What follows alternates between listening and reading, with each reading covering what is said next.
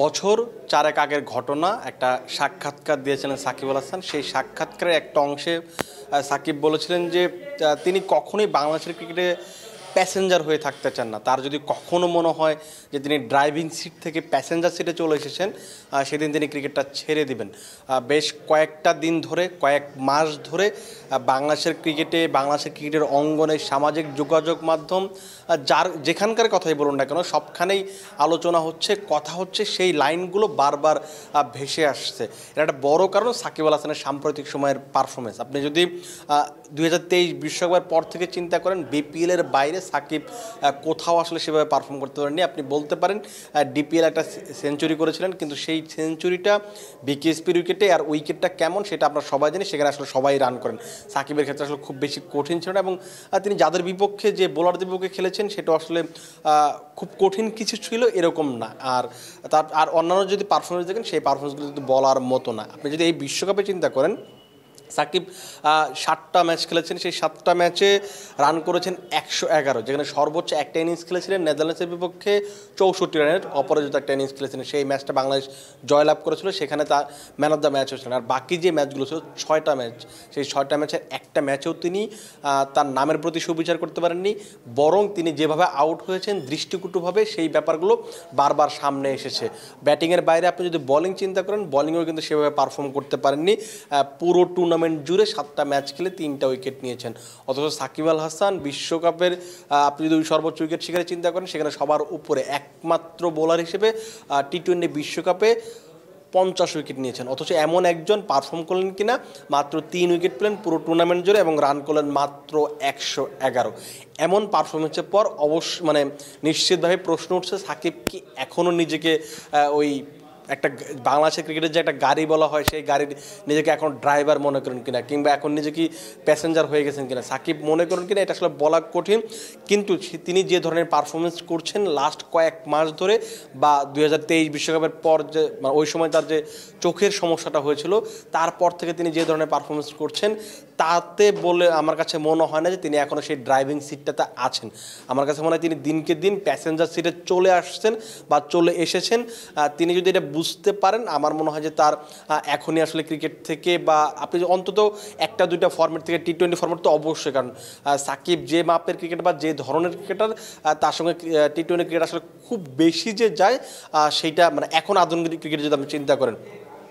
আজকে বাংলাদেশের এই বিশ্বকাপের শেষ ম্যাচটা ছিল আফগানিস্তানের বিপক্ষে, সেই ম্যাচটা হেরে গেছে।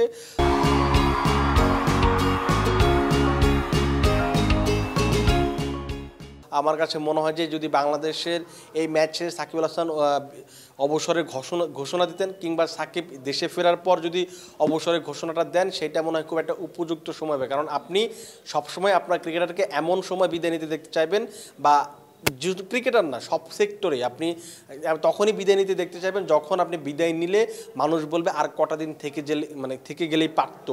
এরকম যখন অবস্থায় যখন আপনি বিদায় নেবেন, তখন আপনাকে আসলে সবাই সম্মান করবে, ভালোবাসবে। সাকিব আল হাসান এই বাংলাদেশের সবচেয়ে বড় সুপারস্টার, সবচেয়ে সর্বকালের সেরা ক্রিকেটার বলা হয় তাকে। অ্যাথলেট হিসেবেও তাকে সেভাবে বিবেচনা করে। আপনি যদি অন্যান্য ক্রিয়া বা ব্যাপারগুলোতে খেয়াল করে দেখেন, তাকে সেরা অ্যাথলেট হিসেবেও বিবেচনা করা হয়। তাকে আপনি সম্মানের সাথে বিদায় দিবেন, সম্মানের সাথে তিনি বিদায় নেবেন, সেটা আসলে সবাই চায়। আপনি, আমি, আমরা সবাই চাই। কিন্তু সাকিব যেভাবে পারফর্ম করছেন, তিনি যদি এই সময়টা যদি নিজেকে বিবেচনা না করেন অবসরের জন্য, সেক্ষেত্রে আমার কাছে যেটা পার্সোনালি মনে হয় যে এটা তার জন্য ভুল হবে। কারণ সাকিব যে মাপের ক্রিকেটার, তিনি মানুষের সমালোচনা শুনে, মানুষের কথা শুনে, মানুষের টিটকারি শুনে অবসরে যাবেন, এইটা আসলে আমরা আসলে যে বাংলাদেশি সমর্থক হিসেবে আমরা সাংবাদিকতা করি হয়তো, কিন্তু দিন শেষে তো আমরা বাংলাদেশি সাংবাদিক। আমরা যখন বাংলাদেশি মানুষ, বাংলাদেশ সমর্থক, তা আমরা তো অবশ্যই চাই আমাদের যারা গোল্ডেন জেনারেশন ছিলেন, আমাদের যারা শৈশবের হিরো ছিলেন, তারা যেন অবশ্যই খুব ভালোভাবে বিদায় নিতে পারেন। সাকিবের সঙ্গে কথা কিন্তু উঠছে মাহমুদুল্লাহ রিয়াদকেও। মাহমুদুল্লাহ রিয়াদ একেবারে অ্যাজ এ ফিনিশার হিসেবে পরিচিত। তিনি বাংলাদেশকে অনেকগুলো ম্যাচই তিনি জিতিয়েছেন, কিন্তু বাংলাদেশকে অনেকগুলো ম্যাচ যখন বাংলাদেশ হেরেছে, তখন তার অনেকগুলো দায় আছে। তিনি শেষ পর্যন্ত ছিলেন, কিন্তু বাংলাদেশকে জেতাতে পারেন। আপনি একেবারে 2012 সাল থেকে মনে করতে পারেন, 2012 সালের এশিয়া কাপ মাহমুদুল্লাহ রিয়াদ উইকেটে ছিলেন, কিন্তু শেষ পর্যন্ত আমরা পাকিস্তানের বিপক্ষে সেই ফাইনালে আমরা 2 রানে হেরে যাই। প্রথমবারের মতো আমাদের বড় কোনো শিরোপা জেতার সুযোগ ছিল, সেই সুযোগটা কিন্তু আমরা একেবারে লুফে নিতে পারিনি। সেই সময় রিয়াদ স্ট্রাইকে ছিলেন, স্ট্রাইকে মানে সেদিন উইকেটে ছিলেন শেষ ওভারে। আপনি যদি 2016 বিশ্বকাপের কথা আমার মনে থাকার কথা, টি-20 বিশ্বকাপ ভারতের বিপক্ষে আমরা শেষ 3 বলে 2 রান করতে পারিনি। মুশফিকুর রহিম ছিলেন, মাহমুদুল্লাহ রিয়াদ ছিলেন, দুজনই আউট হয়ে গেলেন, কিন্তু আমরা শেষ পর্যন্ত ম্যাচটা জিততে পারিনি। মাহমুদুল্লাহ রিয়াদের কিন্তু এখানে একটা দায় ছিল, কারণ 3 বলে 2 রান মানে দুনিয়ার যে কোনো বোলারের বিপক্ষে আপনি 2-3 বলে 2 রান করতেই পারেন। আপনার 2021 বিশ্বকাপের কথা মনে থাকার কথা, টি-20 বিশ্বকাপ ওয়েস্ট ইন্ডিজের একটা ম্যাচ ছিল, সেই ম্যাচে 7 বলে 13 রান দরকার ছিল। উইকেটে ছিলেন লিটন দাস এবং মাহমুদুল্লাহ রিয়াদ। সেই ম্যাচে লিটন দাস আউট হয়ে গেলেন, তারপরে আর মাহমুদুল্লাহ রিয়াদ বাংলাদেশকে জেতাতে পারলেন না। আপনি এই বিশ্বকাপের ম্যাচের উদাহরণ দিতে পারেন। আপনি যখন সাউথ আফ্রিকার কথা মনে থাকার কথা, সাউথ আফ্রিকার ম্যাচের কথা, কেশব মহারাজ একটা ফুল টস বল তিনি ছক্কা মারতে গেলেন, কিন্তু লং অফে বা লং অনে তিনি ক্যাচ দিয়ে ফিরে গেলেন। এই ম্যাচটাও তিনি জিতাতে পারেন, অথচ এই ম্যাচটা তার হাতে ছিল। তিনি চাইলে আরও 1 ওভার আগে ম্যাচটা জিতাতে পারতেন, তিনি যদি ওইভাবে অ্যাটাকিং মুডে খেলতেন। আপনি আজকের ম্যাচের কথা বলতে পারেন, আফগানিস্তান বিপক্ষে ম্যাচের কথা। তিনি যখন ব্যাটিং করছিলেন তখন বাংলাদেশের 19 বলে 45 রান দরকার। এমন সময় তিনি ব্যাটিং করছিলেন, নূর আহমেদের বিপক্ষে খেলছিলেন, অথচ তার একটা শট বাদে, যে শটটা তিনি 4 মারলেন, সেই শটটা বাদে আর বাকি একটা শট দেখেও মনে হয়নি তিনি এই যে 19 বলে 45 রান চেস করার জন্য তিনি খেলছেন, বা বাংলাদেশ যে সেমিফাইনালে যেতে চায় তিনি এইটার জন্য খেলছেন। তার একটা ওই শটটা বাদে বাকি একটা শট দেখেও মনে হয়নি। সেই ওভারে তিনি 5টা ডট বল দিলেন, একটা 4 মারলেন। তাতে কি হলো, বাংলাদেশের পরের ইকুয়েশনটা দাঁড়ালো 13 বলে 39 রান। এই যে আপনি একটা সিচুয়েশন ক্রিয়েট করলেন, এমন পরিস্থিতি থেকে আপনি বরং নিজে আউট হয়ে গেলেন 9 বলে 6 রান করে, যেখানে আপনাকে 12.1 ওভারে 116 রান করতে হবে, তখন আপনি 9 বলে 3 রান মানে 6 রান করছেন অ্যাজ এ ফিনিশার হিসেবে, একেবারে সিনিয়র ক্রিকেটার হিসেবে। সেটা আসলে কতটা মানানসই, সেটা নিয়ে কিন্তু আসলে প্রশ্নটা উঠছে। এবং যখন প্রশ্ন উঠছে, তার যে বয়স খুব সম্ভবত 37 বছর বয়স, তিনি আসলে অবসরে যাবেন কিনা, নেবেন কিনা, এটা নিয়ে আসলে অনেক কথা হচ্ছে। অনেকের মতে যে তার অবসরে যাওয়া উচিত। আপনি যদি দেখেন যে পরের যে বিশ্বকাপটা হবে সেটা 2026 সালে, আপনি বিশ্বকাপের চেয়ে বেটার কোনো জায়গা পাবেন না যেখানে আপনি অবসর নিতে পারেন। এখন আপনি ভাবতে পারেন যে ঠিক আছে, আমি যদি অবসর যদি নেই, সেক্ষেত্রে বিশ্বকাপ কেন, আমি আমার দেশের মাঠে যদি একটা ভালো ফেয়ারওয়েলের মাধ্যমে যদি অবসর নেই, সেটা বেস্ট অপশন হতে পারে। কিন্তু সেটা যদি নিজে থেকে না ভাবে, বিসিবি যদি তাদের সেভাবে না ভাবায়, সেই ক্ষেত্রে কিন্তু একটা বড় ভুল হবে। তখন কিন্তু একটা প্রশ্ন উঠবে যে সাকিব আল হাসান কিংবা মাহমুদুল্লাহ রিয়াদ তারা কি আসলে মাশরাফির পথে হাঁটছেন? মাশরাফির কথা কেনটা আসছে? কারণ আপনি 2019 বিশ্বকাপে আপনার মনে থাকার কথা, সেই বিশ্বকাপে বাংলাদেশের ক্যাপ্টেন ছিলেন। সেই টুর্নামেন্টে 8 ম্যাচ খেলেছিলেন এবং একটা উইকেট নিয়েছিলেন পুরো টুর্নামেন্ট জুড়ে। খুব সম্ভবত 40-এর বেশি তার এভারেজ ছিল, বা আরও বেশি ছিল, এরকম একটা পরিস্থিতি ছিল। একটা গুঞ্জন বেরিয়েছিল যে শেষ ম্যাচটা ছিল বাংলাদেশের পাকিস্তানের সাথে, সেই ম্যাচ দিয়ে আসলে আন্তর্জাতিক ক্রিকেটটা ছাড়বেন বা অবসর নেবেন মাশরাফি বিন মুর্তজা। কিন্তু সেই ম্যাচে তিনি অবসর নেননি, এখন পর্যন্ত তিনি ওয়ানডে থেকে অবসর নেননি। সেই ঘটনার প্রায় 5 বছর পেরিয়ে গেছে, তিনি কিন্তু এখনও অবসর নেননি। তার অবসর নিয়ে অনেক কথা হয়েছে।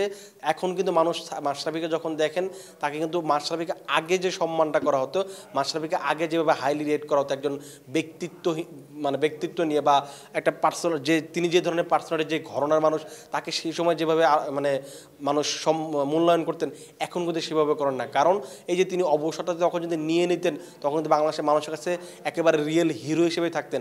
এখন কিন্তু অনেকেই হিরো ভাবেন, কিন্তু অনেকে এখন আর ভাবেন না। এখন অনেকে তার বিপক্ষে কথা বলেন, বা এই যে তার অবসর নিয়ে অনেক কথা বলেন। এই যে তিনি যদি সেটা করতেন, আমার মনে হয় একটা রোল মডেল তৈরি হতো বাংলাদেশের ক্রিকেটের জন্য, একটা প্রসেস তৈরি হতো। সেই প্রসেস দিয়ে সাকিব আল হাসান, মাহমুদুল্লাহ রিয়াদ বা আরও যারা আছেন, তারা সেই প্রসেসে হাঁটতে পারতেন, সেই পথে হাঁটতে পারতেন। কিন্তু মাশরাফি সেটা করেননি, এবং সেটার জন্য কিন্তু প্রশ্ন উঠছে যে মাশরাফি যেটা করে গেছেন, মাশরাফির দেখানো পথ, সেই ভুল পথটা কি সাকিব আল হাসান কিংবা রিয়াদরাও বেছে নিচ্ছেন কিনা? কারণ এই যে বিশ্বকাপ আজকে শেষ হয়ে গেলো বাংলাদেশের, এখন পর্যন্ত কিন্তু আপনি এরকম কোনো কিছু শুনেননি যে সাকিব আল হাসান কিংবা রিয়াদ আগামী 2 মাস পর অবসর নেবেন। বাংলাদেশে যে পরে সিরিজটা হবে টি-20 সিরিজ ঘরের মাঠে, সেই সিরিজে অবসর নেবেন। সাকিব আল হাসানকে সেদিন প্রশ্ন করা হয়েছিল যে তিনি আসলে অবসর নিয়ে কি ভাবছেন। তিনি কিন্তু বলছেন যে আমি আগে তিনি একবার বলেছেন 2025 দিয়ে তিনি শেষ করবেন, কিন্তু দেখেন সেখান থেকে কিন্তু ঘুরে তার কি হয়েছে, মতামতটা চেঞ্জ করে ফেলেছেন। তার কথা, তিনি যতদিন এনজয় করবেন, বিসিবি তাকে যতদিন মানে গুরুত্বপূর্ণ মনে করবেন, তিনি নিজেকে দলের জন্য যতক্ষণ প্রয়োজনীয় মনে করবেন ততদিন তিনি খেলে যেতে চান। কিন্তু সাকিব আল হাসান যদি নিজের পারফরমেন্সটা দেখেন, আপনি যদি এমন যদি চিন্তা করেন যে সাকিব আল হাসানের সবাই ভক্ত, আপনি আমি সবাই ভক্ত, কিন্তু আপনি যদি এইভাবে চিন্তা করেন যে সাকিব আল হাসান 2019 বিশ্বকাপে পারফর্ম করেছে, 11 উইকেট নিয়েছে, 606 রান করেছে, এটার জন্য আসলে সাকিব আল হাসান আজীবন খেলা যাবে, এভাবে আসলে দেশের ক্রিকেট কখনোই আগাবে না। সাকিবের উচিত, সাকিব যদি একজন লিজেন্ডারি ক্রিকেটার, বাংলাদেশের সর্বকালের সেরা ক্রিকেটার, তার এইটা ভাবা উচিত, যেহেতু 2026 সালে বাংলাদেশ পরবর্তী টি-20 বিশ্বকাপটা খেলবে, সাকিব যদি এখন জায়গাটা ছেড়ে দেন, নতুন একজন ক্রিকেটার আসবে, আগামী 2 বছর রেডি হওয়ার একটা সুযোগ পাবে, তারপর আপনি তাকে নিয়ে 2026 বিশ্বকাপ খেলতে যেতে পারবেন। এখন আপনি সাকিব আল হাসান কিংবা মাহমুদুল্লাহ রিয়াদের মতো তারকা ক্রিকেটার বা অভিজ্ঞ ক্রিকেটার, দেশের আইকনরা যদি এইভাবে চিন্তা না করেন, সেক্ষেত্রে আসলে আপনি দেশের ক্রিকেট নিয়ে আপনি কখনোই স্বপ্ন দেখতে পারেন না। সেই স্বপ্ন একটা মিছে স্বপ্ন বা দুঃস্বপ্ন হয়েই সারা জীবন থাকবে। আপনি দেখুন আফগানিস্তানকে, দেখুন আজকে যে ম্যাচটা খেললো তারা, সেই আফগানিস্তান খুব সম্ভবত 2014 এই সময়টা থেকে আন্তর্জাতিক ক্রিকেটে শুরু করেছে। আপনি হয়তো এক যুগ পেরিয়ে গেছে, অথচ আমরা 2 যুগ ধরে ক্রিকেট খেলছি।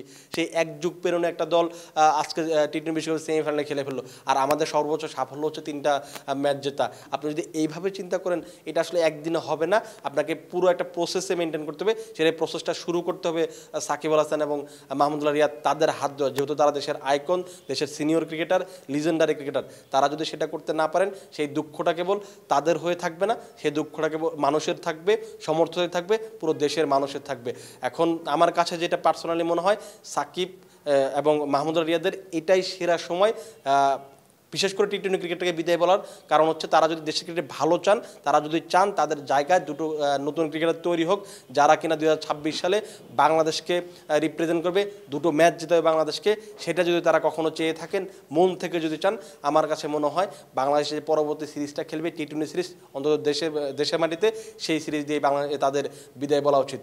দর্শক, আপনারা কিন্তু আপনার মন্তব্য জানাতে পারেন যে সাকিব এবং মাহমুদুল্লাহ রিয়াদের পারফরমেন্স কেমন ছিল এই টুর্নামেন্টে, তাদের আসলে কী করা উচিত, তাদের উচিত কিনা যে আন্তর্জাতিক ক্রিকেটটা ছেড়ে যাওয়া, এবং তাদের উচিত কিনা যে এই আন্তর্জাতিক ক্রিকেটটা ছেড়ে বা টি-20 ক্রিকেটটা ছেড়ে তাদের দায়িত্ব নেওয়া কোনো একটা জায়গাতে, যেটাতে কিনা বাংলাদেশের ক্রিকেটের উন্নতি হবে, দেশের ক্রিকেটের উন্নতি হবে। দর্শক, আপনারা ভালো থাকবেন, সুস্থ থাকবেন এবং ক্রিকফেঞ্জির সাথেই থাকবেন।